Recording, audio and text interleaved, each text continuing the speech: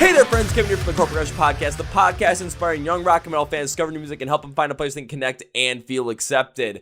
On today's clip from our episode with Daniel from the band Alt, we talk about their brand new album Abeyance, and it literally comes out tomorrow if you're watching the day of the release. It comes out on June 16th, 2023. So the day beforehand, let's take a look at why this record took so long to come out from when the album was officially completed to when it's going to be released. It was years, at least over a year at this point. So before you do that, hit that like button, make sure this video gets pushed in the algorithm. More people get to know about Alt and more people get to know about the podcast. And if you're not subscribed, hit that subscribe button as well, because then you get to watch these clips, know when our Reaction Fridays come out, and every single podcast episode every single Tuesday and Thursday. Without further ado, let's go. Was it the plan to have this long of a release schedule, or was it just, the way things happen? Why was it so long to go from album finish to album release? I guess there's just a lot of work involved in getting things how you want. We had a clear vision and we had a lot of ideas on what we had to do. There's a couple of things that make it longer, and one of that is obviously making vinyl takes some time, so that sets a date already. It already gives you a certain amount of time that you have to work towards to a release date. But it was also before we'd completed this album, we weren't signed at all. So now we're signed to Sharptone Records for the rest of world. We got Resist Records here in Australia and New Zealand. So that takes time. And then that finalized, which was great. And then from then, it was then the vinyl date after that. So that's why so long. But it's worth it because obviously we've got two great teams behind us, pushing everything as hard as they can. And yeah, we're going out all guns blazing on our debut album, just trying to make it the best it can be, really. So just think about that. Now, I mentioned something in that podcast where their first single came out in April of 2022. Their next one came out November, and then now Abeyance coming out in June. So yeah, from the first single to the album release, that's over a year in between. And the two main things of what Daniel brought up make a lot of sense. The first thing I want to bring up is being signed to Sharptone and Resist Records. First up, Sharptone, you picked a great one, I gotta tell you that. Everyone, just listen to Abeyance when it comes out. Put it on your pre-save it or go stream it if you're not listening to this the day it releases.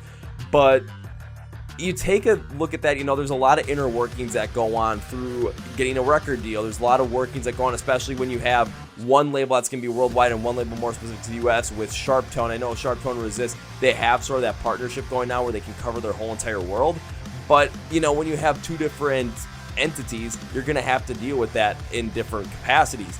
So putting that all together, make sure that all gets up so that the album release can have the proper amount of funding behind it, have the proper amount of support behind it that you want to push this album. Yeah, you're going to want to make sure the time is taken on that. So that's one of the main reasons why bands, if they have a release and it takes so long, there could be inner workings like that. But the vinyl thing is one I absolutely want to speak about, because since the pandemic, vinyl had been tough to get, made.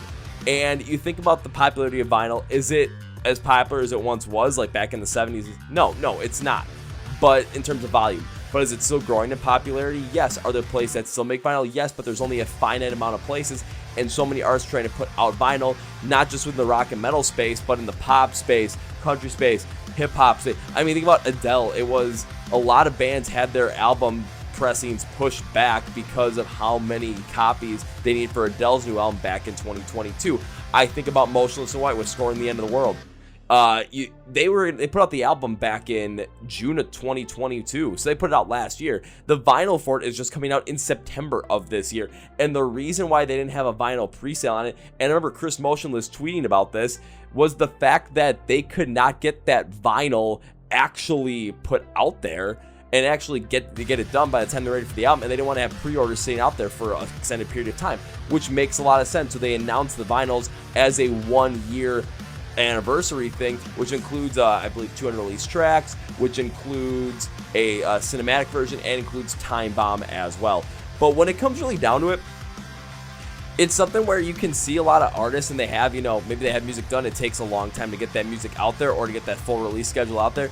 There's always going to be semantics behind there as well, possibly from the business side and from the economic side that might not necessarily relate to the band. So like with Alt, yeah, over a year from first single to release of the album, that's a long time. But when you get to hear about it and you understand the issues that are going on in the music industry and the dealings that they were dealing with, especially getting signed and having to make sure that got all put together in place properly for themselves, it makes a lot of sense. So on that note, I want to thank you guys for watching this video. Let me know what you think about bands that when it takes a long release schedule, what you think about the whole entire thing with vinyl. Put that in the comments. If you want to watch our whole episode with Daniel and Alt, go to the description of the podcast. You'll find the full link down there. You can also listen on Spotify, Apple Podcasts, iHeart Radio, and Amazon. Make sure you give this video a like if you haven't already. Subscribe to the channel, which is right over here. And, be sure to be in the know every time we put out podcasts every Tuesday and Thursday. All the different reaction clips and our Friday reaction songs. So have some fun with that. On that note, this is Kevin, and I'm out.